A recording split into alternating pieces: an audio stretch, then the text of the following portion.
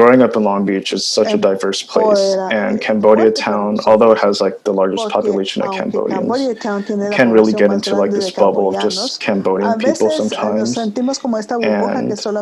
I just want to like preach like, with everything going on right now, the protests and the police brutality and all the racial injustice going on, we really need to like undo the anti-blackness that is prevalent within our community. It's a really uncomfortable topic, as many of you know, but it needs to be addressed. And we just need to show up for our Black community, our Black brothers and sisters, as much as we do for ourselves. So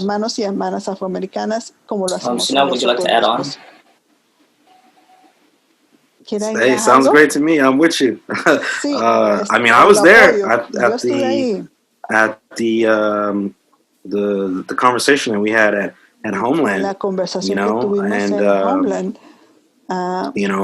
I feel like it speaks to the conversation of what it means to identify as someone who grew up here in Long Beach, that we have this active diversity. You know, it really is an issue to me how much, and I don't, you know, I'm not a part of any organization, so sometimes I say things and, you know, I know other people, I don't want to get anybody in trouble, so let me just, okay, I can be me, okay. Well, you know, like the mayor and all these people, they preach about the diversity of the city, but they don't really do anything with regards to maintaining it. How can you maintain diversity with regards to the Cambodian community, the Salvadorian, the African American, the Filipinos?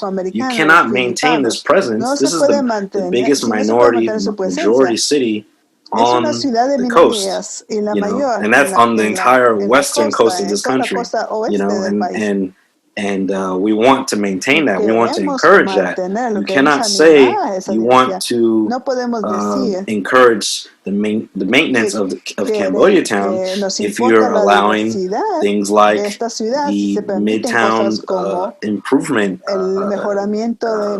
this bid that they're working on. You know, I'm sorry, that is erasing. That's erasure. That's getting rid of the small businesses that are operating on the Anaheim corridor. That's getting rid of small businesses that are operating on the Atlantic corridor. You know, so for me, which I brought up at the original meeting, you know, I do not see the viability of the community outside of ownership. These conversations these things that are happening to us are imposed upon us because we exist because of our working class and immigrant backgrounds. We exist in areas that decades before, just calling it what it is, white people did not want to live in, and they didn't want to invest into, and we were allowed to make a home and make a community in these dilapidated regions that, as everyone just spoke about, with regards to police presence, no one cared about. It made no sense that Long Beach Police Department was paid over $1 million overtime to protect 2nd Street and to protect, you know, the Long Beach Town Center. You know, that's not where Impact was. Impact was on the Anaheim corridor. I was help cleaning Mr. Lem's jewelry business on Anaheim and Molino. That was smashed. People literally drove through it and tried to smash it. I was there cleaning on Martin Luther King in Anaheim because I am a part of the community. I have no vested interest there. My vested interest is the fact that, you know, I get coffee right there. I eat there. You know, these are people who exist to me. They don't exist to the city structure. And so until we have to change, we as the community, until we change the conversation of being victimized into being powerful and building leverage, the beauty of what we have is we have numbers. We have an informal network of people who maybe aren't the richest people, but we're rich in numbers. And that makes us more powerful than a lot of these outside agents can be. There's only one Mr. Black, but there's over 40,000 people that live in this district. And so, you know, that's what I would like to, if I would like to see a lot more of our organizations, more than just advocate for the people, we really have to start organizing amongst each other and putting our money together and pushing and putting pressure on our you know, elected representatives, whoever they might be, to really push towards, okay, you're pushing towards development. If there is to be development, there has to be equity. You know, it's not about representation, it's about equity. And equity implies an economic presence. It isn't just, hey, you know, I'm angry and, you know, I organized and we protested and we marched, and then let's go home and we'll get back to it a year from now. No, it's like it's a continued presence. And also, it's we have to be able to get to the meeting of the table that these decisions are actually being made at, because planning commissions having these conversations already. We're just not there, but we're not there because we're not allowed to be there, because in regards to this value system that they're building, you know, it's about money. Unfortunately, it's not about people. So I think with regards to like this whole Black Lives Matter movement that's happening, that's what I've seen a lot. I see that we have the numbers. I see that everyone comes together. We coalesce. Cambodian Latino, Black, whatever. Now we have to, the next step is, now we have to open our wallets. Just like we opened our hearts to each other's collective struggles, we have to start opening our wallets. Thank you. Also, we want to send our condolences to Mayor's Robert Garcia. His parents just passed away from COVID a couple weeks ago. So, yeah, the danger is real. So, please be safe and take care of each other and take care of yourself.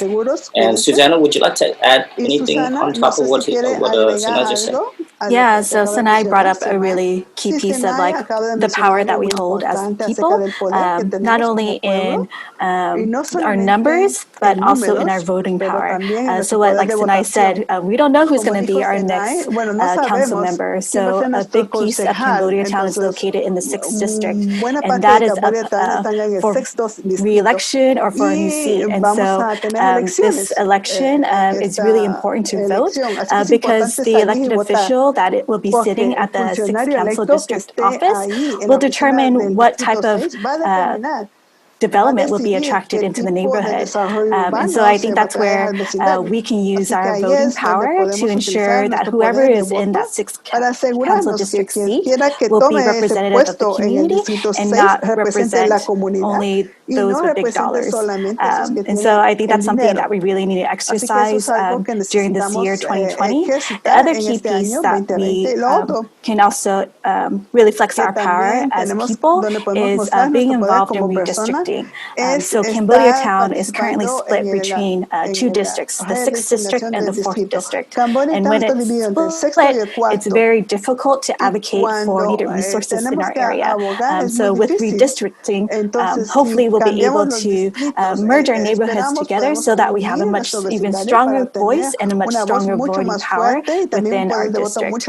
So right now they're putting together a redistricting committee and building out a process for how that will look like for the city of Long Beach. So please continue to be part of that process. The other key piece that is ending this month at the end of September is census. Please fill out your census questionnaire online, or they also have in-person hard copy mailers if you didn't fill it out online. This really captures who we are in the neighborhood and helps bring more resources, financial resources into our neighborhood. And so based upon the census, that's what they're going to be using for redistricting. So please vote, participate in the redistricting, and also fill out your census. Thank you, Susanna. Also, the upcoming George Floyd trial is upcoming, and imagine if one of them is found, one of the police officers found not guilty.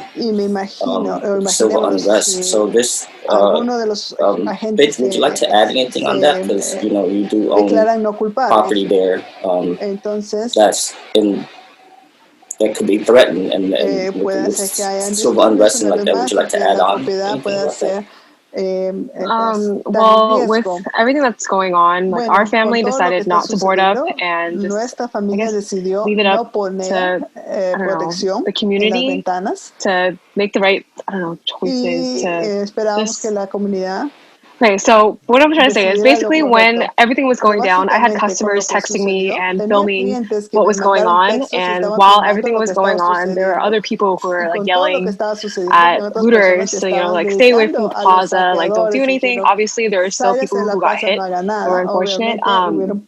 It seems like it was very targeted. It was either places with alcohol, drugs, or jewelry and apparel, basically. So the protesters and the looters are totally 2 different categories. So those looters came in from other cities and did it to all the businesses in our city, because people who live in Long Beach aren't going to do that to their own businesses, to the people that they see every day. So I think in the future, if something does happen again, I feel like our community knows now what's going to happen so that we can be better prepared. And we're still going to choose to just leave our store like unboarded up because we have faith that, things are going to end up for the better. Thank you. And we will continue to watch out for each other as well, all the shops and stuff like that. Yeah, it's frustrating because we had a hard time buying those plywoods, and even now when there's certain things that are happening we're still getting phone calls to see if they can board up. Like we just recently boarded up the one on the massage place on that center, and we were able to have an artist go out there and paint a beautiful mural, so it doesn't look like an abandoned shop or anything. So this message, this question is for Susanna. What is the current and future development happening in Cambodia town? So the city has a lot of plans that they have put together for Anaheim Street. One of the things, living in the neighborhood, working in the neighborhood, there's several different vision plans for Cambodia town. All these vision plans have been led by the city, and they try to engage community members as best as they can, but when it's led by the city, there's distrust with the city. And so we really want to think about how can we as the community lead our own vision planning efforts and build out what do we want to see within our neighborhood in Cambodia town. So it's really important to be educated on what developments are currently happening and what's possibly happening in the future on Anaheim Street. The first one is that there is a plan for a streetscape. This plan has been put in place for at least the past 2 years. I've been hearing about it. There was supposed to be construction this year. But essentially, Anaheim Street, as you all know, it's very unsafe for pedestrians, for cars, for bicyclists. And so the redesign of the streetscape is to help slow down traffic and build in medians. And there's different stoplights that will be at different intersections that are really hotspots of these accidents. One of the key things that our community members have been advocating for is to make it even more safer for bicyclists and to put in a bike lane. But the city keeps on pushing back that the makeout of Anaheim Street is not for bikes, but for transit. And so this is an area that we can continue to advocate for what's best for our community, and hopefully we'll be able to move that forward. Another key developments that are happening in Cambodia town are there several affordable housing units that are being built, which is really great. Part of building these affordable housing units is that they have to engage the community in this process. So one of them is on the large lot that's on Walnut and Anaheim, and it's led by Bridge, and they are partnering with the Children's Clinic. So the Children's Clinic will have a large clinic on the first floor of the building, and then the other floors will be for affordable housing for low income, but also for those that are experiencing homelessness. And so they're still putting the plans together. There's opportunities to speak in on how we want how that space can be accessible to our community members and be a safe space and healing space for the Cambodian community, the Latinx community, and the Black community there in Cambodia town. Another key housing building that's being built up is on Martin Luther King and PCH. It's going to be built by Mercy Housing. They are going to relocate that auto shop that's there right next to that empty lot. There used to be a liquor store there. And so talking to the developers there, we were saying, these small businesses are really important to us. How are you going to protect the small business, make sure that they're relocated into a space where they can still have their livelihood and still connect to their customers that live in the neighborhood. And so these are the types of ways that we as community members can push for equitable development, development that we want to see in our neighborhood. The biggest plan that's going to be happening possibly in the next year is called ACZIP. So the city of Long Beach received a grant to do rezoning along Anaheim Street. So it's going to start from Magnolia and end at Seminole. And Cambodia town is a huge chunk of it. And with this planning process, it's going to mirror similar process that they did in North Long Beach called the U Plan. So with the U Plan, they contracted with an outside agency. They selected a national agency that does a lot of development and also subcontracted out to local nonprofit to do the community engagement. So what's unique about this process is that they are trying to engage the community in this process, but we as the community ourselves, we need to position ourselves to already be ahead of the game. They're putting together their structures. They haven't released the RFP yet, but that will be coming out soon. And so we have an opportunity as the community to think about, okay, how do we want to lead this process? What types of ways do we want the city to engage us? And what type of guiding principles do we want to see in this development process? So that's what we're hoping to do as Cambodia Town Thrives, is to build up the Cambodia Town residents and key stakeholders to be able to engage in this process and be part of this planning process before it gets started. We really want to be proactive and start building out our own community plan for what we want to see in Cambodia Town. Thank you. And also for any of the business owners, or if you know of any businesses that were affected by COVID-19 or by the looting, do go onto the longbeach.gov website. They have a relief funds now to help help out in some small form of way. But do go to the longbeach.gov and look around there and search around for the relief fund that we have. Also, Susanna, with all these future developments, what can we do as a community, key stakeholder, to protect the investment of Cambodia Town? So the first thing is to do our research. Gentrification is not an issue that's unique to Cambodia Town. It's happening to a lot of ethnic enclaves throughout our nation. The one that we've been looking into specifically as we're preparing for Cambodia Town Thrives initiative is Little Tokyo. So as you know, Little Tokyo has a huge Japanese population previously there, but because of gentrification, a lot of these families were pushed out. There's the historical Little Tokyo area where there's a lot of Japanese small businesses, but because of a lot of the construction that's happening around the metro, a lot of them are closing down. And because of all this gentrification that's happening in the neighborhood, key stakeholder groups, community organizations came together and put together a sustainable Little Tokyo plan.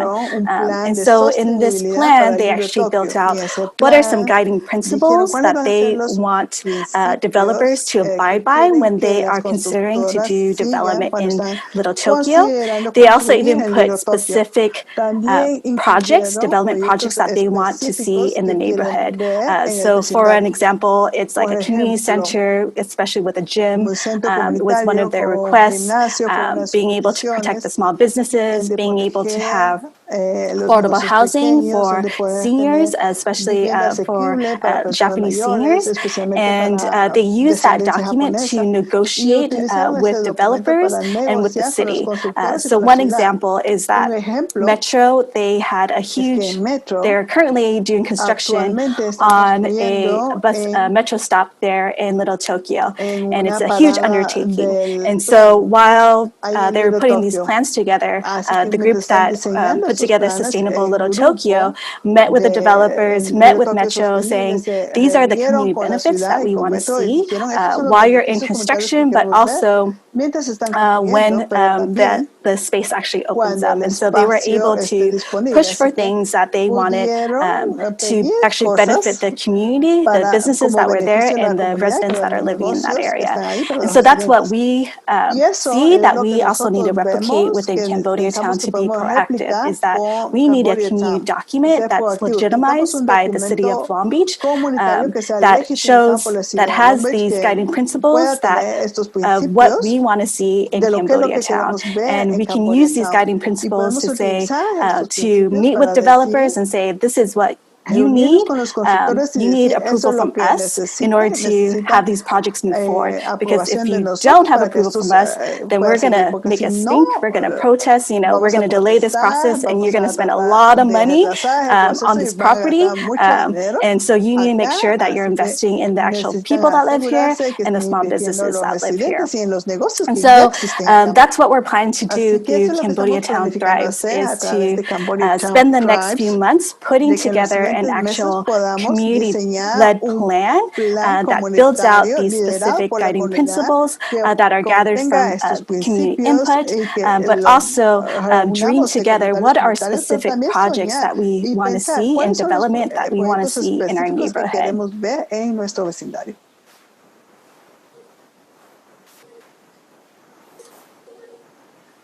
And also like community fundraisers and such community funds.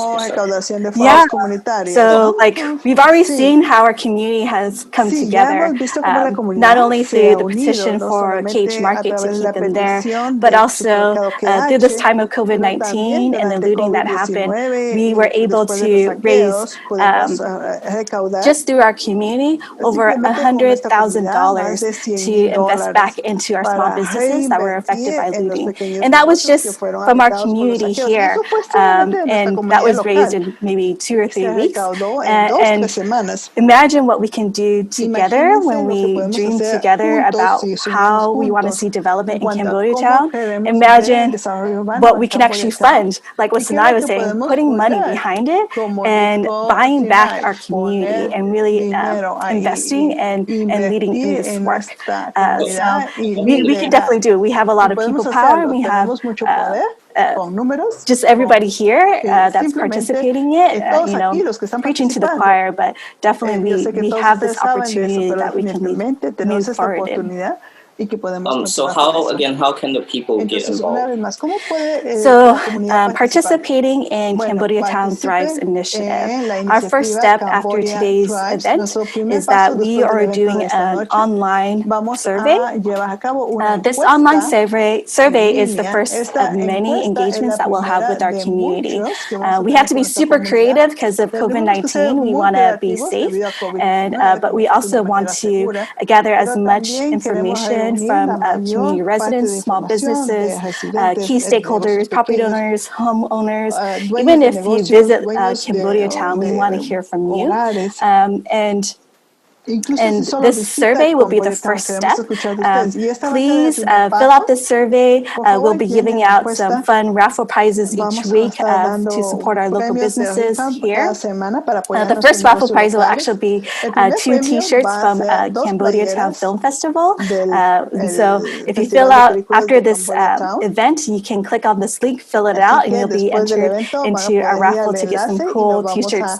I know that Prach is wearing one of them from the past years, but they have awesome designs moving forward. And then we'll have other engagements. So we'll continue to have community forums like this through online, where we will make it available where people can make comments and dream together what are some of these guiding principles and projects that we want to see in the neighborhood. The other way that folks can get involved is spreading the word. Like we really want this to be a collaborative effort.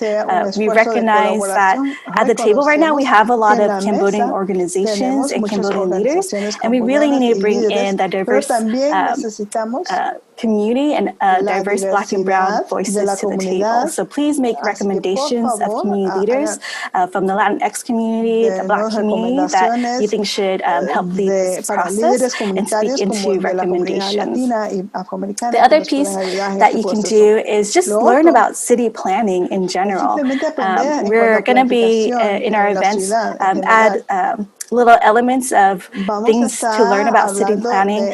There's a whole hierarchy of decision makers, the process of how things get adopted and actually go through the city planning process. And so when we know about that, then we know who do we need to target to be able to advocate and push for the benefits that we see fit for our community.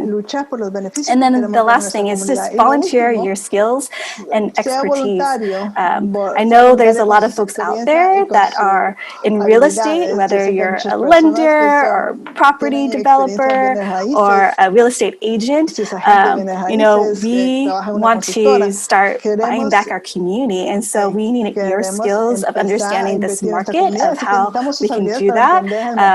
Even just being able to know what investments to make, access to capital. These are all things things that as a nonprofit leader, I just don't understand. And so being able to volunteer your skills to help make these projects into reality. We don't have to depend on these large developers to do this work. We've got a breadth of strength and expertise in our community that we just need to join together and make this happen. Well, thank you. And this question is for all the panelists. What is the one thing you can envision for the future sustainability of Cambodia Town? And we'll start off with Vic. Para el futuro de la sostenibilidad de Cambodia Town. Can I not answer first? Sí, no tengo respuesta. And would you like to answer first? Yeah, I can answer first. But first off, I want to answer the question that was raised up by Elisa Nicholas, if I'm pronouncing that name correctly. The question is, why is the film titled Cambodia Town Not for Sale? So during our community forum last year that we filmed, one of the slides presented by Sheila Sai, I think she's in the audience right now, one of the slide titles said Cambodia Town for Sale ? And that was the original working title of our film. We just decided to hey, let's just use that. But as we were developing the film, we thought it would be better to say Cambodia Town Not for Sale, just to be more clear and adamant that it's not a question that Cambodia Town is for sale. Our community is here to stay, and nothing can change that. But going on to Prach's question, what is one thing I envision for the sustainability of Cambodia Town? Although a lot of good points were made up by Susanna, such as better affordable housing, healthcare, improvement of roads, and updating facilities. I really want to invest more into our youth in Cambodia Town, particularly kids that are pursuing the arts. So a lot of scholarships for Cambodian students in our community often focus on those going to STEM, which is extremely important in its own regard. But however, as a student like me wants to pursue film, there's kind of a lack of scholarships for kids who want to pursue the arts. So I envision one day we'll have more funding to provide more scholarships, mentorships, and internships for Cambodian students within our community. And I'm super proud to be part of this community. Cambodian art and culture is beautiful, and greater investment into the arts will make our city more beautiful. Literally, yeah.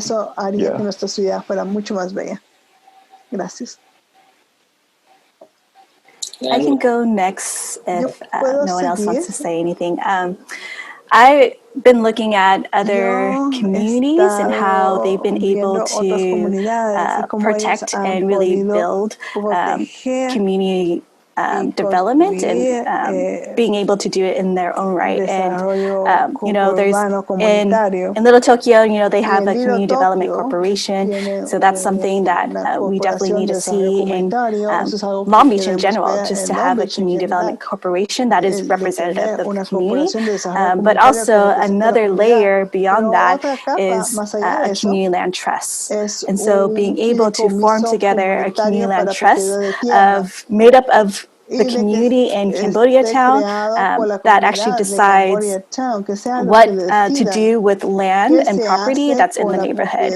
So a lot of times with community land trusts, either they purchase property or they work with the city to manage a property that's owned by the city. And so that's an opportunity that we can come together on.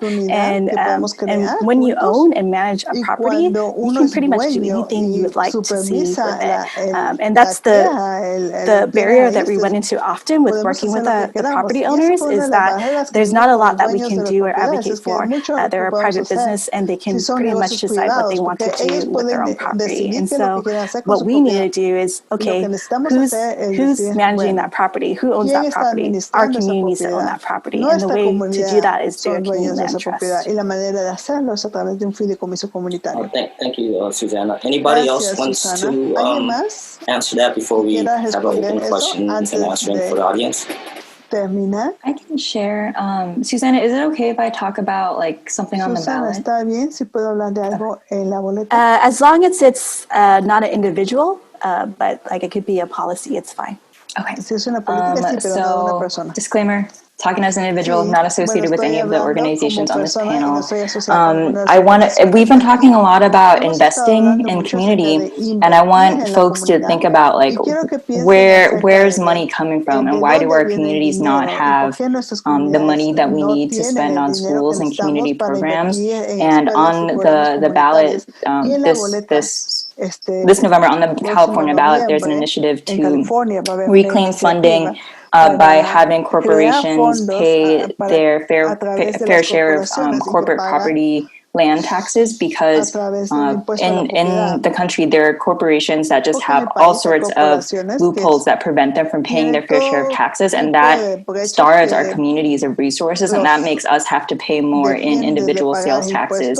So I just want to encourage folks to look at that measure and to make informed decisions based off of what you want for our community, and to think about who deserves to thrive. Like corporate billionaires like Jeff Bezos didn't get there by working hard, and I'm sure he worked hard. The business owners that we see in this panel, they work very hard as well. So a lot of these corporate billionaires get rich by exploiting working class people like the people in this panel and the people in this audience. So I want folks to think about when you're voting, and not only voting on the ballot, but voting with your dollar, where you spend your money.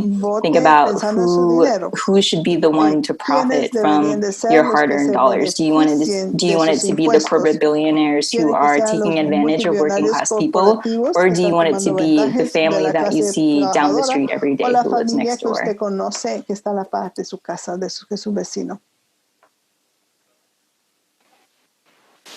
you, Len. Senya, or would you like to add anything to that before we have a open up to the audience?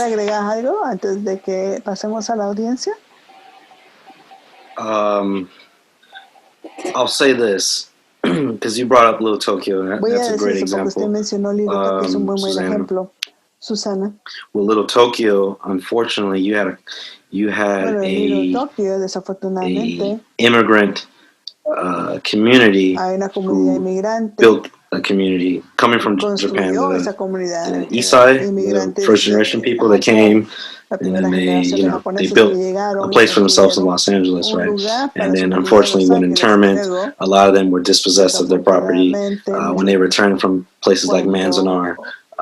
Some people did return to the original area, but a lot of people didn't. The biggest dispossession of property from the people in Little Tokyo actually happened in the 70s and 80s, where you had people in Japan who were funneling money from Japan from a declining or a booming economy and moving it into Japanese American communities, and they actually helped precipitate the greatest increase of development in Little Tokyo, because they use, well, you and I were the same people. So, I'm Japanese, you're Japanese. You should sell me the building.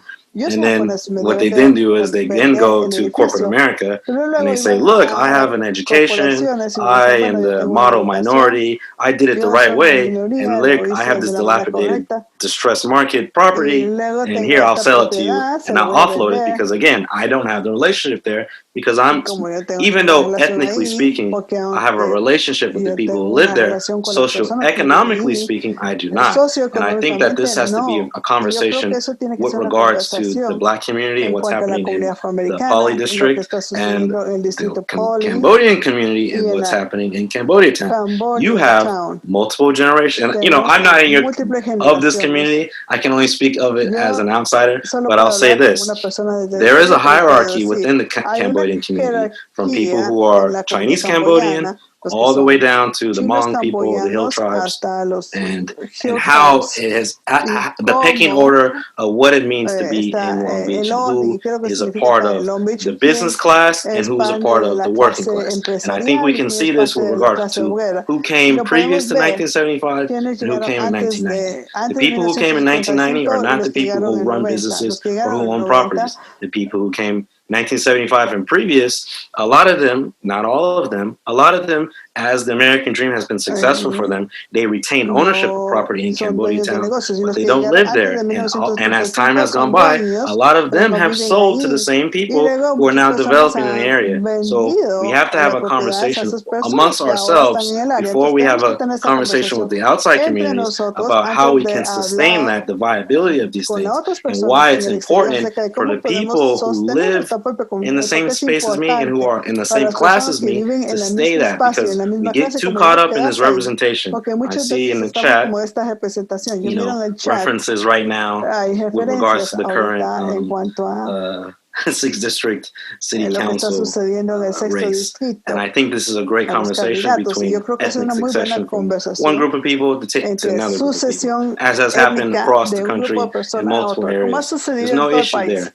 The real issue is class. We have to have a conversation about working class people and what it means to be working class and a working class community versus the ethnic community. If it so happens that a lot of the Cambodian people right now are in a lower class, in a working class, then it is important that the lower class people and not the middle class and upper middle class people are making the decisions. Because if the conversation is to be, the emphasis is on that of the community, it should be on the low income people making that conversation. So with regards to a lot of the housing developments in the area, I'm sorry not to ramble on, but you have a lot of these developments that are coming into the area, but they're not going to be housing the people in the area, because the middle to upper class people who are having these conversations with the city structure or with the county structure are not thinking of themselves because they don't live in these areas. It's not important for them to have that continuity. So if any project takes any county funds, you're going to have people who are on LA County housing lists getting preference over getting placed in the housing being built in Cambodia town, not people who are living in Cambodia town now. So I think that needs to be also brought up in the conversation.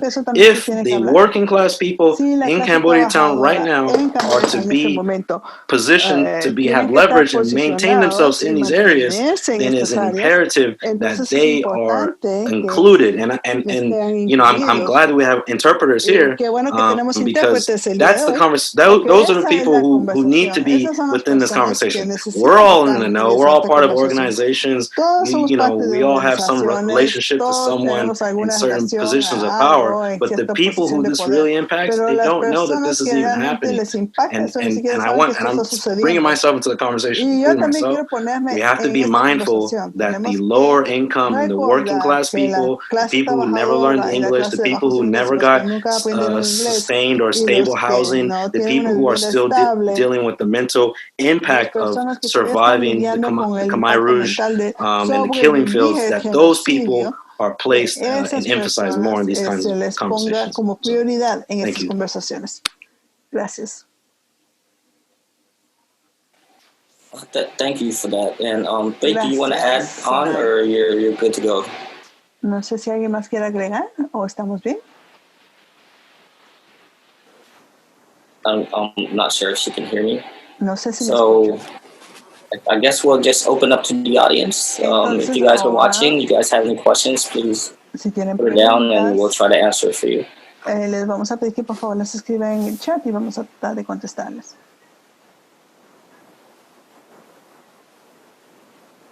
Susanna, you want to read these questions, or you want me to do it? Susana, ¿usted quiere leer las preguntas o yo pull up the ones? Seon, can you either share it or put it in the chat box? That'd be helpful.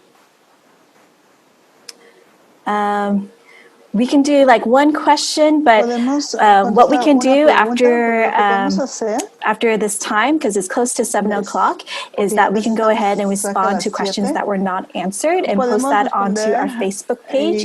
So if you haven't already, please like and follow us on Facebook, Cambodia Town Thrives. We'll be able to post up follow-up and any upcoming events to that. And we'll be able to answer and respond to other questions.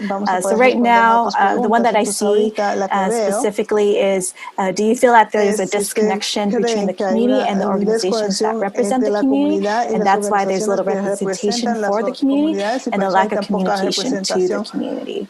Para la comunidad y la falta de representación, de comunicación en la comunidad. Okay, great. So I'll pass this on to Laura. No sé si Laura, are you with us? Laura, ¿estás con nosotros? Yes, I'm here. Sí, estoy acá. After what we have seen with the organization, after the looting and this initiative coming together for over 1 year, I don't feel that that is the case. Our community, everyone, the panel have spoken up. We are united. Different communities are coming together to help each other. I'm very proud of our community that different organizations are helping, uniting, and putting a call to action for everything that's happening. There might be 1 or 2 organizations that might be disconnected, but the majority, we are united. Thank you, Brad. Gracias. Okay, with that, we'll go ahead and close out. Laura, would you be able to close us out for our time? Yes. Well, thank you, everyone, for being here with us and listening to the community conversation. After reading all the comments, I know it was impactful for everyone. It was a heartfelt conversation. I want to thank all the panel or the panelists. You've spoken from your heart and you shared to everyone else what we are experiencing. And thank you to Sanai for sharing your truth and your passion, speaking truth of power. That kind of information is quenching the thirst that we have had in this community for a very long time. We are not victims, as you said. We are empowered together. This is the perfect time to exercise our power for transformative change. The energy that resonates here are people's power, buy the business back. We need to own our own community land, speak truth of power, community organizing, solidarity with our African American, Latino, Cambodian, and everyone else that are affected. The recent call to action is redistricting, be involved, make sure that they don't slice us up in our community without us knowing. In addition, exercise our rights to vote. In the 6th district, there is now a runoff between the existing incumbent, DeAndrew, and Dr. Suisaro. We must do our own research to figure out how do we exercise that vote for a change.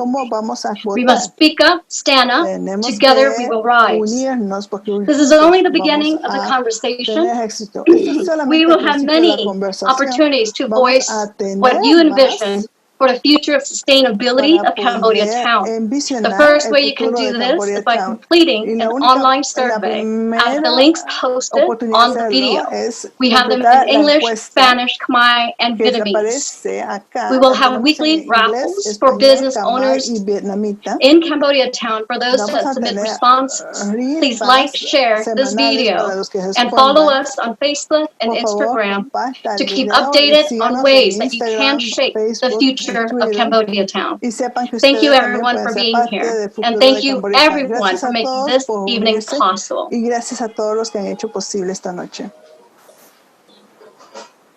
Thank you, Susanna. Gracias, Susana. With that said, good night, everyone. Y con eso, buenas noches a todos.